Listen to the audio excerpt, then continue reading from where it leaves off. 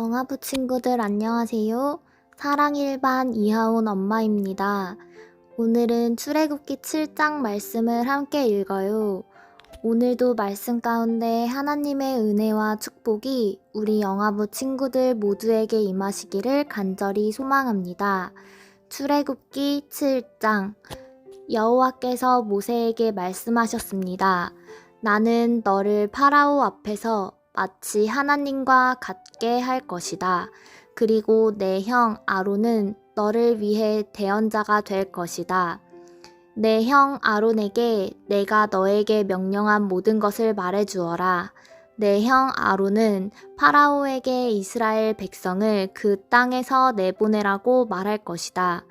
그러나 나는 파라오의 고집을 그대로 두고 이집트 땅에 많은 기적을 일으킬 것이다. 그럼에도 파라오는 내 말을 듣지 않을 것이다. 그때 내가 더 큰 능력으로 이집트에 무서운 벌을 내리고 그런 다음에 내 백성 이스라엘을 각 무리대로 이집트 땅에서 인도해 낼 것이다. 내가 나의 큰 능력으로 이집트에 벌을 내리고 이스라엘 백성을 그 땅에서 인도해 낼 때에야 비로소 이집트 사람들은 내가 여호와인 줄을 알게 될 것이다. 모세와 아론은 여호와께서 명령하신 대로 했습니다. 모세와 아론이 파라오에게 말을 했을 때 모세의 나이는 80살이었고 아론의 나이는 83살이었습니다. 여호와께서 모세와 아론에게 말씀하셨습니다. 파라오가 너희에게 기적을 요구할 것이니 그러면 모세는 아론에게 지팡이를 파라오 앞에 던지라고 말하여라. 그 지팡이가 뱀으로 변할 것이다. 그리하여 모세와 아론은 여호와께서 명령하신 대로 파라오 앞에 나아갔습니다. 아론은 자기 지팡이를 파라오와 그 신하들 앞에 던졌습니다. 그러자 지팡이가 뱀으로 변했습니다. 그때 파라오도 자기의 지혜로운 자들과 마술사들을 불렀습니다. 이집트의 마술사들도 마술을 부려 똑같은 일을 했습니다. 그들이 자기 지팡이를 땅에 던지자 그 지팡이들이 뱀으로 변했습니다. 하지만 아론의 지팡이가 그 뱀들을 잡아 먹었습니다. 그러나 파라오는 고집을 부리며 모세와 아론의 말을 듣지 않았습니다. 여호와께서 말씀하신 그대로였습니다. 여호와께서 모세에게 말씀하셨습니다. 파라오는 고집이 세서 백성을 내보내려 하지 않는다.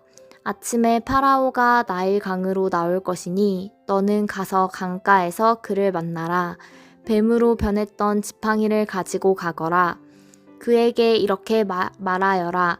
히브리 사람들의 하나님 여호와께서 나를 왕에게 보내셨습니다. 주님께서 내 백성을 광야로 보내서 나를 예배할 수 있게 하라고 말씀하셨지만 지금까지 왕은 이 말씀을 듣지 않았습니다. 그러므로 여호와께서 이 일로 그분이 여호와라는 것을 왕에게 알게 할 것이라고 말씀하십니다. 보십시오. 내 손에 있는 이 지팡이로 내가 나일강에 물을 치겠습니다. 그러면 나일강이 피로 변할 것입니다. 강의 물고기들은 죽고 강물에서는 냄새가 나서 이집트 사람들이 나일강의 물을 먹지 못하게 될 것입니다. 여호와께서 모세에게 말씀하셨습니다. 아론에게 지팡이를 들어 이집트의 모든 강과 운하와 연못과 늪을 향해 손을 뻗으라고 하여라. 이집트 모든 땅의 물이 변하여 피가 될 것이다. 나무 그릇이나 돌 항아리에 있는 물까지도 피로 변할 것이다. 그리하여 모세와 아론은 여호와께서 명령하신 대로 했습니다. 아론은 지팡이를 들어 파라오와 그 신하들이 보는 앞에서 나일강에 물을 쳤습니다. 그러자 나일강의 물이 모두 피로 변했습니다. 나일강의 물고기들이 죽고 강에서 냄새가 나기 시작했습니다. 그래서 이집트 사람들은 그 물을 마실 수가 없었습니다. 이집트 모든 땅이 피로 가득 찼습니다. 이집트의 마술사들도 마술을 부려 똑같은 일을 했습니다. 그러자 파라오는 더욱 고집스러워져서 모세와 아론의 말을 듣지 않았습니다. 모든 일이 여호와께서 말씀하신 대로 일어났습니다. 파라오가 몸을 돌이켜 왕궁으로 돌아갔습니다. 그는 모세와 아론이 한 일을 무시해 버렸습니다. 이집트 사람들은 나일강의 물을 마실 수가 없었습니다. 그래서 모든 이집트 사람들은 마실 물을 얻기 위해 나일강가에 우물을 팠습니다. 여호와께서 나일강의 물을 피로 변하게 하신 지 7일이 지났습니다. 아멘.